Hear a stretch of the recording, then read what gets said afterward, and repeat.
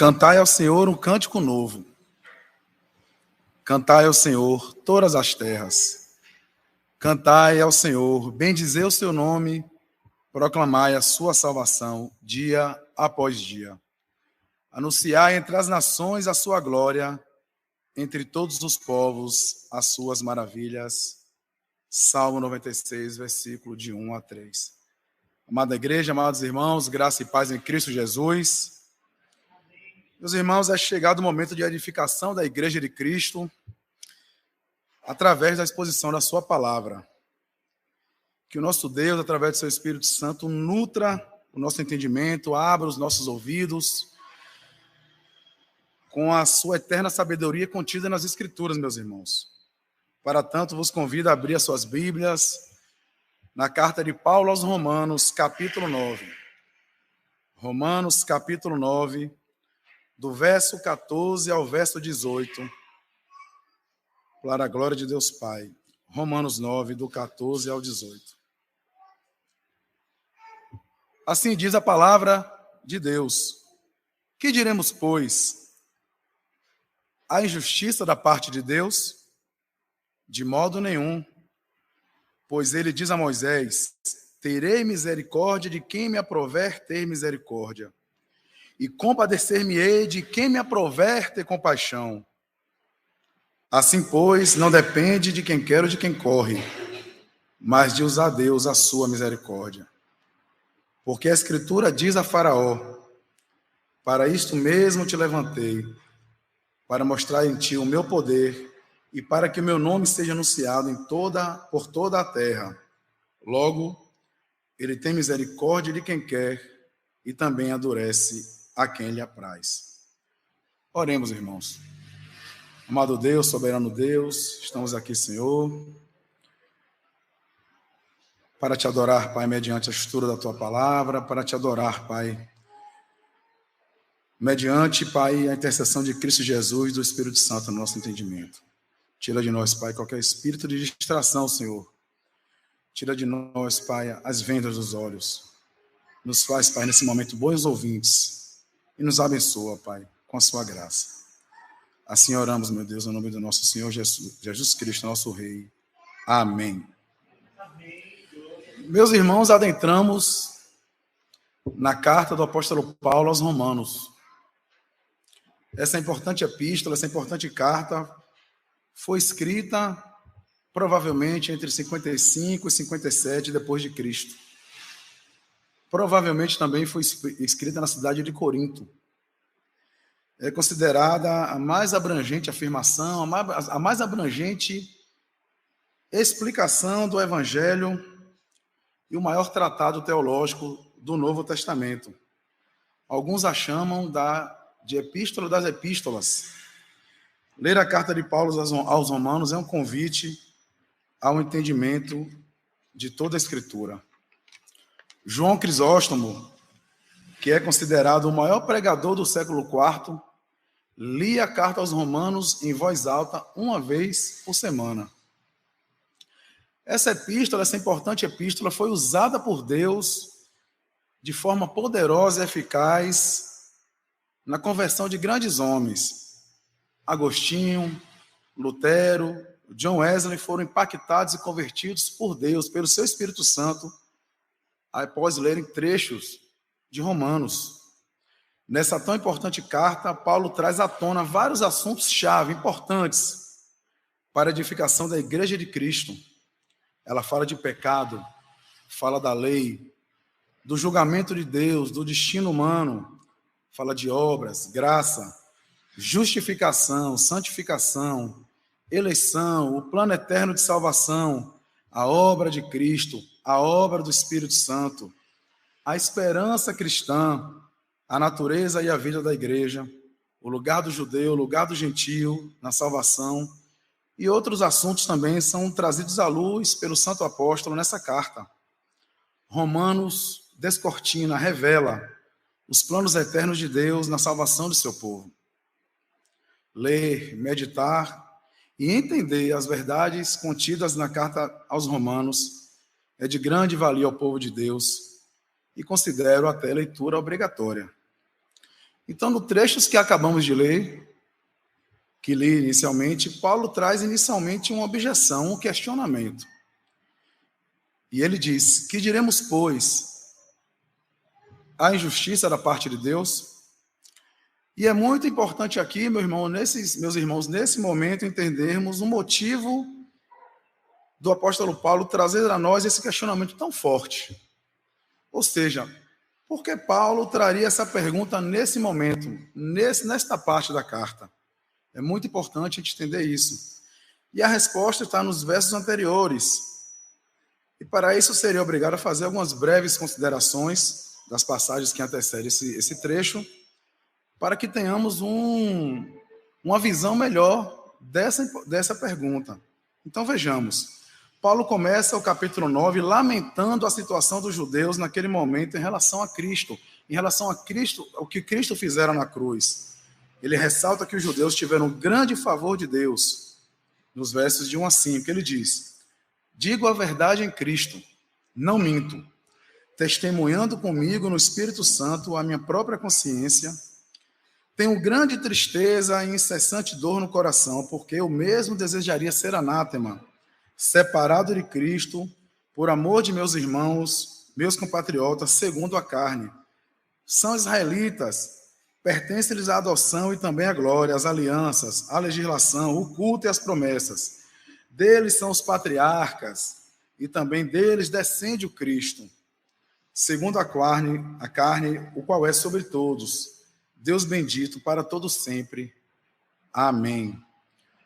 Então, meus irmãos, podemos claramente perceber que Paulo estava preocupado, estava angustiado com a dureza de coração do seu povo, do povo judeu, a sua incredulidade perante a Cristo, a sua incredulidade perante a cruz do Calvário e pela falsa noção de que seriam salvos apenas por serem da descendência sanguínea, de sangue, parentes que se consideravam de Abraão.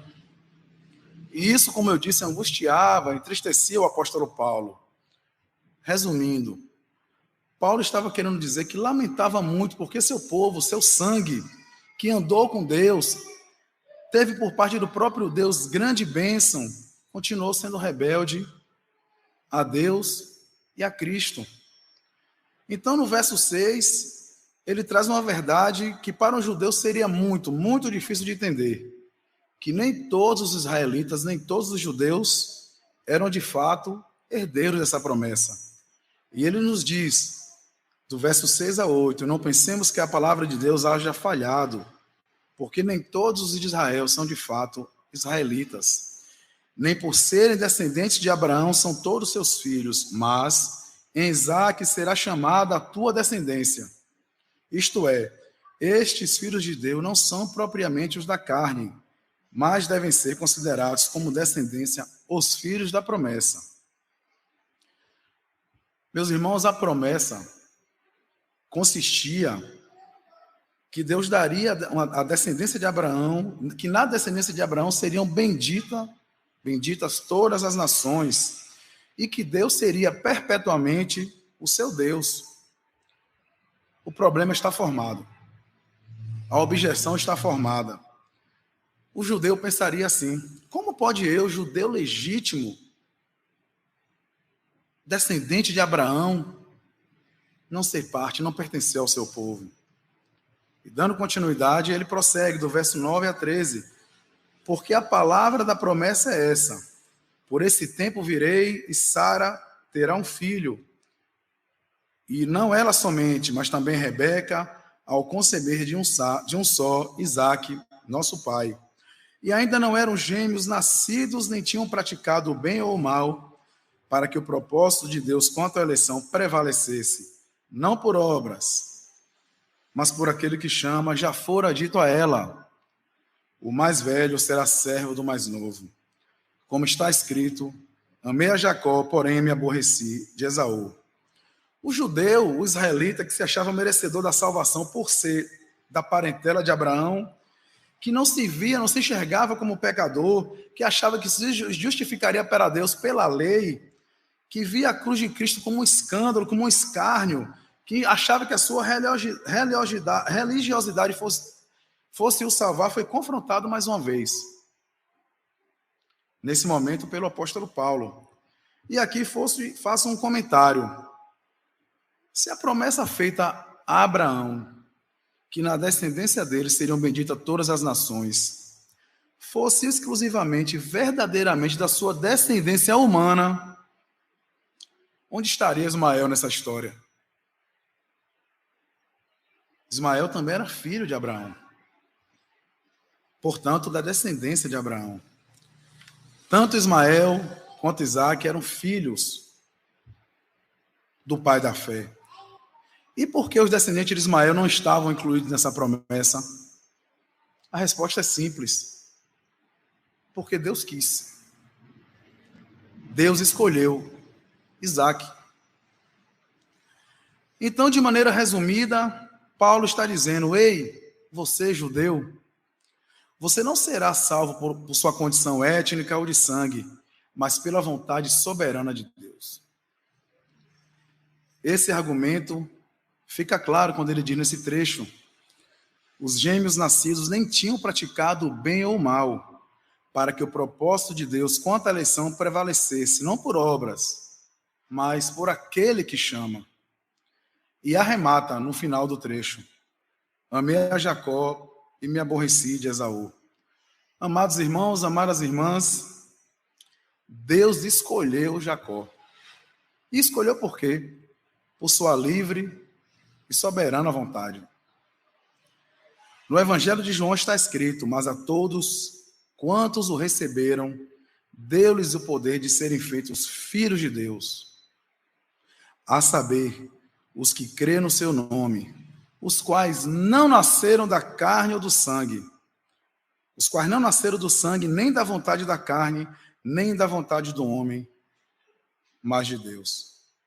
O povo de Deus nasce por vontade de Deus. O povo de Deus é fruto da sua vontade eterna e soberana. Então, meus amados irmãos, Paulo, que era grande conhecedor do judaísmo, era um rabino destacado, grande conhecedor das Escrituras, traz uma pergunta na qual ele julga que todo judeu faria ao ter contato com essa nova perspectiva. Há justiça da parte de Deus por escolher uns e não escolher outros? E ele responde de forma forte: de modo nenhum.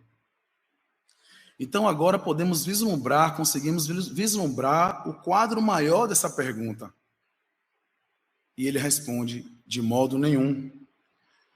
Paulo é certeiro, nega fortemente essa possível acusação ao nosso Deus, diz que de maneira nenhuma, sob aspecto nenhum, sob qualquer argumento, nosso Deus pode ser considerado injusto ao escolher uns e deixar outros rumo à condenação.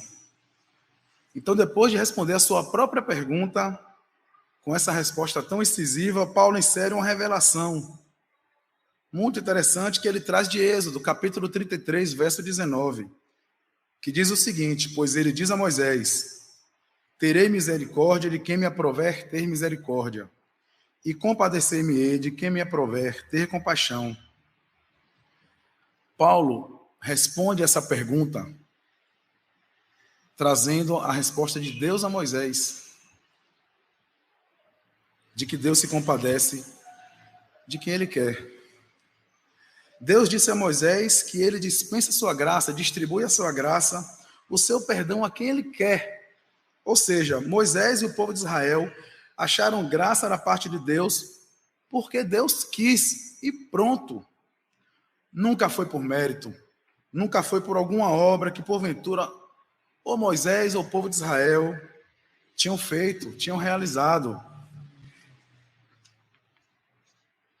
Então, dando continuidade, no verso 16, Paulo continua dando a construção dessa nova concepção que ele traz. E agora ele reforça que a graça de Deus não é derramada sobre aqueles que se esforçam ou buscam a Deus. Paulo diz que é o contrário. É Deus que busca os seus para exercer a sua misericórdia, o seu perdão. E ele diz isso dessa maneira: assim, pois, não depende de quem quer ou de quem corre, mas de usar Deus a sua misericórdia. Amados e amadas, ao longo de toda essa epístola, Paulo tem trabalhado para mostrar que todos nós, eu e todos vocês, são pecadores. Ninguém é justo perante Deus. Não temos nenhuma esperança diante do julgamento de um Deus santo e justo. Mas é a maravilhosa graça do Evangelho que nos proporciona uma justiça que não é nossa, não é própria, não nos pertence. Porque nós não podemos nos salvar. Essa justiça é a justiça de Cristo, que é imputada a nós. É assim que Paulo tem explicado o Evangelho durante todo o tempo. Amados, o fato de sermos adotados, fazermos parte da família de Deus e receber o dom da transferência da justiça de Cristo é, do início ao fim, resultado da graça de Deus. Efésios 2,8 diz: porque pela graça sois salvos, mediante a fé. Isso não vem de vós, é dom de Deus. E essa justiça é dada àqueles que creram em Cristo, que creram no Redentor. Mas um fato que devemos considerar é que nem todos chegam a essa fé. E os que chegam vêm por ação direta do próprio Deus, que nos converte através do seu Espírito Santo. E porque nem todos chegamos, deveríamos nos questionar por quê. E talvez alguns de nós facilmente respondêssemos: porque alguns simplesmente não quiseram. Rejeitaram livremente, através de seu livre-arbítrio, a boa nova do Evangelho. E serão condenados por isso. Facilmente poderíamos chegar a esse entendimento. Esse raciocínio, muito embora seja aceitável, seja palatável, de certa maneira que nos traz até um próprio orgulho, porque nós não nos colocamos debaixo verdadeiramente dos braços do nosso Deus, não tem fundamento na Escritura. E eu preciso dizer isso. Paulo nos diz aqui, meus irmãos, de maneira clara, que não adianta o seu esforço, que não adianta a sua vontade, a força do seu braço não pode te salvar. O que te salva é a misericórdia de Deus, é o amor de Deus, que tem compaixão de quem Ele quer, através da justiça de Cristo. Meus irmãos, minhas irmãs, entendam, busquemos entender que nada que façamos poderia ou pode nos justificar perante Deus.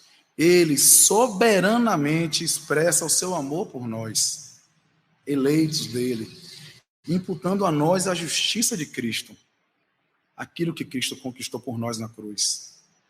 Não há, de maneira subjetiva, perdão de pecados. Há pecados punidos em Cristo Jesus.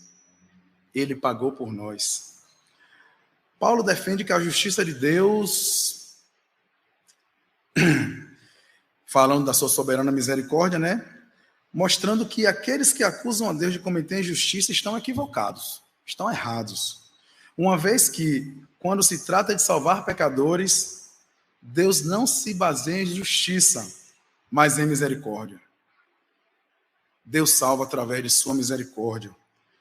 Deus não deve misericórdia a ninguém, a nenhum de nós. Meus irmãos, minhas irmãs, meus amados, a nossa humanidade caída está, para Deus, dividida em duas categorias, não mais que duas. Os que terão a sua misericórdia e os que terão a sua justiça. Então, cuidado quando orar pela justiça de Deus.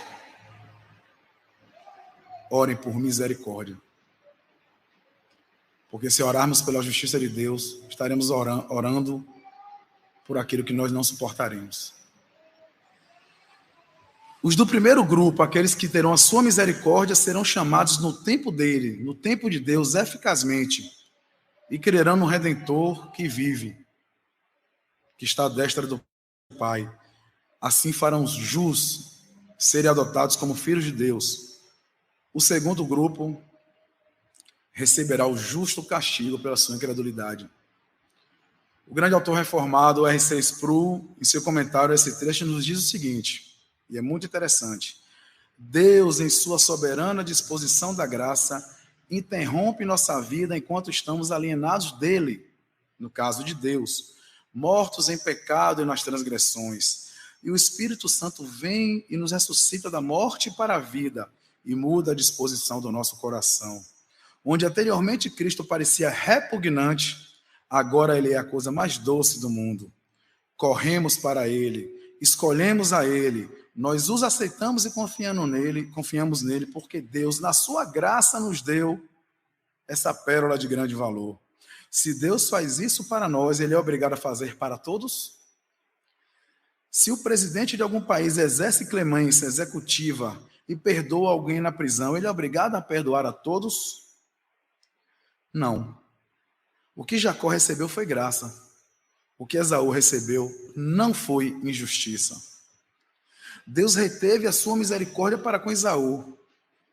Misericórdia a qual Esaú não teve direito. Mas a retenção não era um ato de justiça da parte de Deus. Jacó obteve misericórdia. Esaú obteve justiça. O eleito recebe a graça. O não eleito recebe justiça. Ninguém recebe injustiça. Ninguém pode acusar Deus de ser injusto. A partir de agora, Paulo continua a reforçar o seu argumento de que Deus ama de forma especial alguns e se aborrece de outros. E ele traz o exemplo de Faraó. No verso 17 ele diz: porque a Escritura diz a Faraó, para isto mesmo te levantei, para mostrar em ti o meu poder e para que o meu nome seja anunciado por toda a terra. Agora, Paulo traz luz à peleja entre Faraó e Moisés. E vale a pena aqui, mais uma vez, fazer uma rápida revisão. Moisés foi escolhido por Deus para liderar e libertar os israelitas do jugo do Egito. Ao fazer isso, o Faraó foi castigando cada vez mais o povo de Deus. E por essa desobediência, o Egito foi assolado por diversas pragas e, no final, de maneira avassaladora e poderosa, Deus libertou os judeus através também de Faraó. Faraó, grande rei, símbolo do poder e glória do Egito, um Deus para aquele povo, cultuado por eles, se dobrou e foi humilhado pelo Senhor dos Exércitos. O verso que lemos agora nos remete a Êxodo, capítulo 9, do verso 14 ao 16, que nos diz assim: porque esta vez enviarei todas as minhas pragas sobre o teu coração, e sobre os teus servos, e sobre o teu povo, para que saibas que não há outro como eu em toda a terra. Porque agora tenho estendido a minha mão para te ferir, a ti e ao teu povo, com pestilência, e para que sejas destruído da terra. Mas, deveras, para isso te mantive, para mostrar o meu poder em ti, e para que o meu nome seja anunciado em toda a terra. Aqui, nesse momento, Deus se refere a Faraó. Eu citei esses 3 versículos, meus irmãos, para um entendimento mais amplo, mas Paulo cita o verso 16 do capítulo 9 de Êxodo, e que eu trarei, como está escrito na nova tradução da linguagem de hoje, que nos traz essa passagem de uma maneira que nós com certeza entenderemos melhor. Diz assim: mas estou deixando que você, nesse caso o Faraó, viva para mostrar.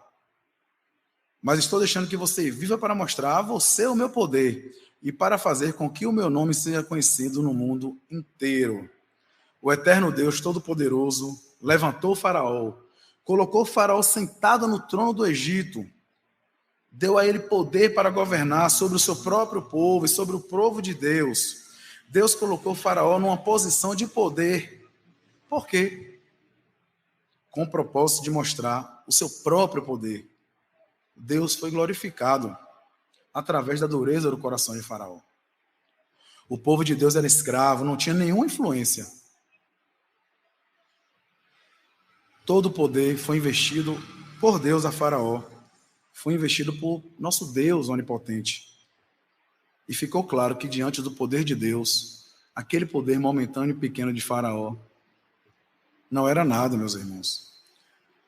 Sproul ainda nos diz o seguinte: é como se Deus dissesse a Faraó: eu designei para essa posição não para mostrar ao mundo como você é poderoso, Faraó, mas para mostrar ao mundo o meu poder. E por isso designei você para essa tarefa, de maneira que o meu povo, em sua impotência, possa saber onde o poder da sua salvação está. Deus se mostrou forte, poderoso, soberano, através de Faraó. Faraó foi levantado, escolhido para aquilo, para aquele propósito. Não poderia fugir disso.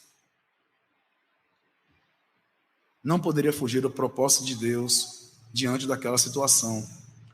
Faraó foi usado por Deus para a glória do próprio Deus. Ainda sobre isso, o nosso autor reformado William Hendrickson nos diz o seguinte: essas passagens provam que o que Deus fez no Egito a Faraó e ao seu povo causou profunda impressão na mente e do coração das gerações posteriores. Ainda hoje, quando no lar, na escola dominical, na escola cristã ou na igreja, a história das 10 pragas é contada, ou quando essa história é lida, porventura, o nome e a grandeza de Deus não estão sendo proclamados? A prova disso, meus irmãos, é que estamos aqui milhares de anos depois, ainda falando do que Deus fez a seu povo no Egito, ainda falando do que o nosso poderoso e soberano Deus praticou na libertação de seu povo. Louvado e engrandecido seja esse Deus. E aqui fica claro um excelente contraste. Mais um. Deus agiu com misericórdia com Moisés. Ele escolheu e agiu com misericórdia com Moisés. Mas agiu com justiça a Faraó. Não aprove a Deus ter misericórdia dele. Deus não deve nada a ninguém. Queridos irmãos, entendamos por justiça o ato de dar a alguém aquilo que ele realmente merece. E nós, amados, por nós mesmos, merecemos a condenação. E é preciso reforçar que nosso coração foi tão duramente afetado pelo pecado que somos considerados mortos espiritualmente. Não obedecemos a Deus, não cumprimos nenhum de seus mandamentos, nenhum sequer. Estaríamos ainda debaixo da maldição da lei, e Deus seria totalmente justo a nos condenar. E pecar contra um Deus tão grandioso e poderoso não poderia nos trazer um outro castigo, a não ser a condenação eterna. Mas tem uma boa notícia nisso daqui. A boa notícia, o bom de tudo isso, meus irmãos, é que pela vontade de Deus e sua soberana graça, paciência, sabedoria e grandioso amor, aprove a Ele, antes da fundação do mundo, providenciar para nós um Redentor. Aquele que pela sua obediência, santidade e poder, sofreria pelo nosso pecado. Levou sobre Ele, sobre as suas pisaduras, o castigo que era nosso. E nos tornou justo perante seu sacrifício, diante de um Deus santo. No verso 18, temos uma grandiosa expressão de Paulo da soberania de Deus.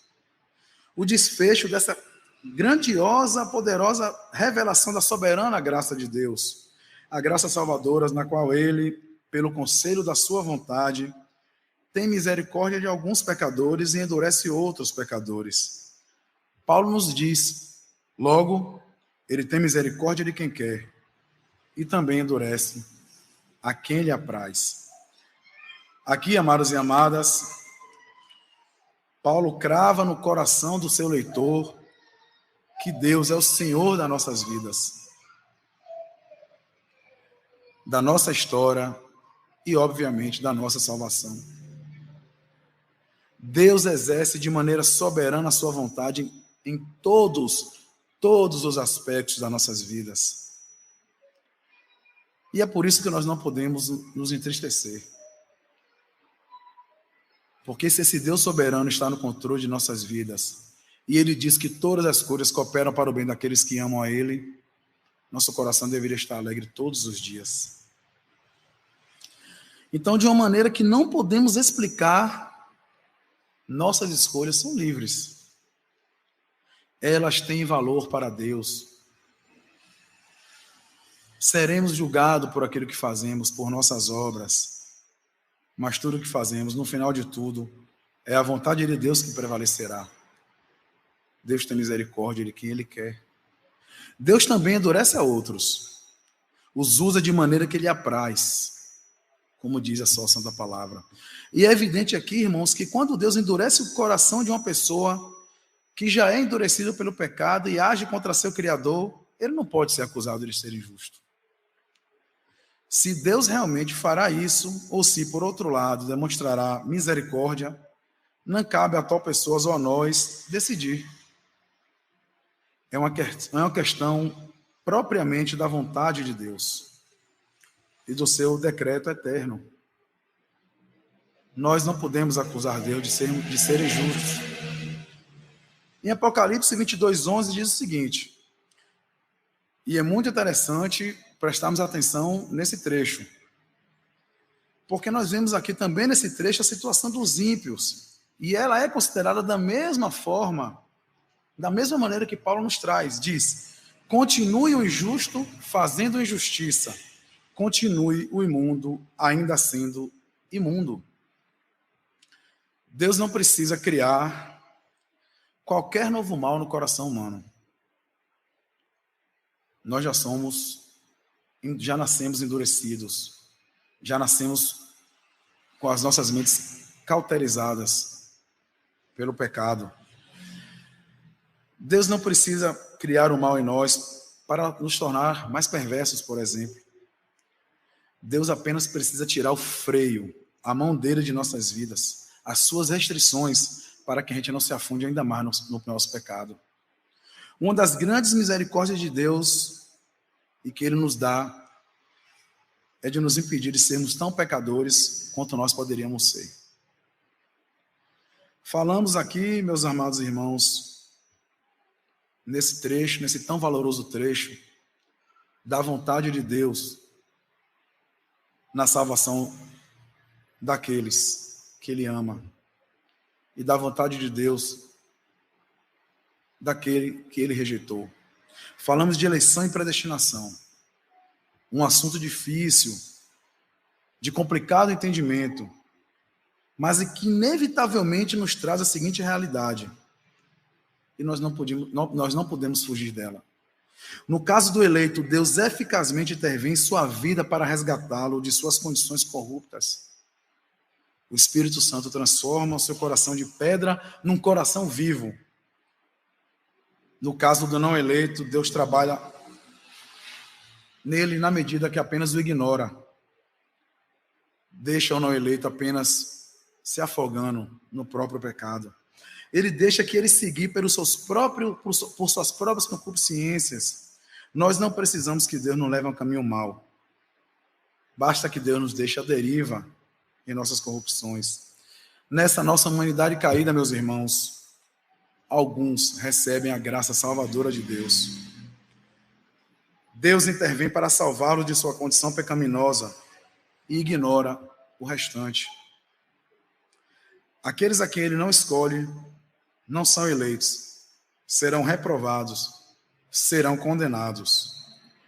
E eles serão julgados e condenados pelo mal que já existe neles. E que se algum dia não existir em nós, é por obra poderosa, exclusiva desse próprio Deus. Deus é soberano. Podemos, meus irmãos, nos incomodar com essas afirmações tão fortes do apóstolo Paulo. Essas afirmações nos colocam, inevitavelmente, em uma posição delicada, muito delicada. Porque não sabemos, pelo menos em tese, se somos eleitos ou não. A doutrina da eleição e da predestinação coloca Deus em seu trono de glória, e nos coloca totalmente debaixo de sua vontade. E isso nos diminui. Tendemos a achar que somos também coparticipantes de nossa salvação. Deus não divide a sua glória com ninguém. Meus irmãos, eu espero verdadeiramente que todos aqui, e eu, obviamente, estejamos juntos na glória. Mas quando contemplarmos o trono da graça, nós vamos entender que nós nada fizemos. Deus fez em nós. Meus amados irmãos e irmãs, entendam, vamos entender todos, de uma vez por todas, que a nossa situação sem Deus é de morte.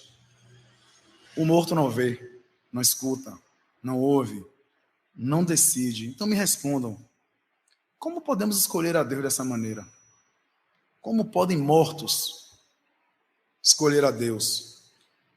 É preciso que Deus nos ressuscite espiritualmente, nos traga ao arrependimento, nos convença do nosso pecado para que possamos nos achegar a Ele. E lembrem-se, Ele nos amou primeiro. Meus amados irmãos e irmãs, Abraão, Isaac, Jacó, Davi, vocês e eu, somos escolhidos por Deus para a salvação. Pelo menos eu espero que sejamos. Amados de Deus, se você consegue vislumbrar a sua situação de pecador incorrigível, que sem Deus você está rumo ao inferno pelos seus próprios pés, pelos seus próprios pecados, e que pelo sangue de Cristo suas iniquidades e a minha foram lavadas, que pelas pisaduras dele, pelo castigo que foi imputado, nós seremos sarados, e que é exclusivamente, repetirei, exclusivamente pela justiça dele que seremos salvos. Não tenham dúvidas. Você tem fé, vocês são eleitos. Apenas um eleito chega a esse entendimento. Deus é soberano. Deus está no controle de tudo. E se Deus está no controle de tudo, Ele está no controle daqueles que farão parte da sua igreja na eternidade. Então, amados irmãos e irmãs, finalizando, faço algumas considerações, algumas rápidas aplicações. Deus tem compaixão de quem Ele quer. Retenha isso no coração de vocês. Isso é muito bom porque isso me deixa regozijado, porque se eu posso confiar na minha salvação, é porque ela é obra exclusiva de Deus. Porque se a minha salvação dependesse minimamente de mim, eu estaria condenado. Então tenho alegria em saber que a salvação vem de Deus, é dom de Deus. Deus não pode ser considerado injusto por isso. A segunda aplicação. Porque merecemos a condenação. A melhor obra que você, pecador, pode apresentar a Deus, qualquer uma que nós façamos, é tida para Ele como trapos de imundícia. Entregamos aquilo, qualquer coisa que fazemos a Ele com as mãos sujas, imundas, sujas pelo pecado. Nada que fazemos pode agradar a Deus. Nada que venha do nosso braço pode nos justificar perante Ele. Portanto, a sua salvação, como eu já disse, não depende do seu esforço, em nada. Tudo de bom que fazemos provém de Deus. Como disse a palavra, não depende de quem quer ou de quem corre, mas de Deus usar a sua misericórdia. Nós não temos glória nenhuma a ser dividida com Deus. É Deus que opera em nosso coração rebelde e nos regenera. Se vocês, meus irmãos, contemplam a cruz do Calvário como a sua única via de justificação e santidade perante a Deus, se você teme, se você tem o temor de Deus no seu coração, se você se arrepende diariamente dos seus pecados e confessa a Deus entristecido porque pecou, eu não tenho dúvidas que você é um eleito. Você é também descendente de Abraão. Você é filho da promessa. Nasceu da vontade de Deus e estará com Ele na sua glória eterna. E finalizo com Romanos 11, do versículo 33 ao 36, que nos diz: ó profundidade da riqueza, tanto da sabedoria como do conhecimento de Deus. Quão insondáveis são os seus juízos e quão inescrutáveis os seus caminhos. Quem, pois, conheceu a mente do Senhor? Ou quem foi o seu conselheiro? Ou quem primeiro deu a ele para que lhe venha a ser restituído? Porque dele e por meio dele e para ele são todas as coisas. A ele, pois, a glória eternamente. Amém. Oremos, meus irmãos. Ó Pai, te agradecemos pela sua palavra, Deus. Te agradecemos também, Pai, porque podemos, Pai, falar dela livremente. Porque podemos, Pai, ainda sem perseguição, proclamar o seu evangelho. Aplica, Pai, essa palavra nos nossos corações. Nos coloca, Pai, debaixo de suas asas. Nos faz, Pai, a cada dia mais obedientes a Ti. Nos torna, Pai, mais parecido com Teu Filho amado. Ó, Pai, nos destrói, Pai, de nós mesmos, para que o Senhor possa crescer em nós. Nos humilhe, Pai, para que o Senhor possa nos ressuscitar. Oramos assim, ó Deus, em nome do Senhor Jesus. Amém.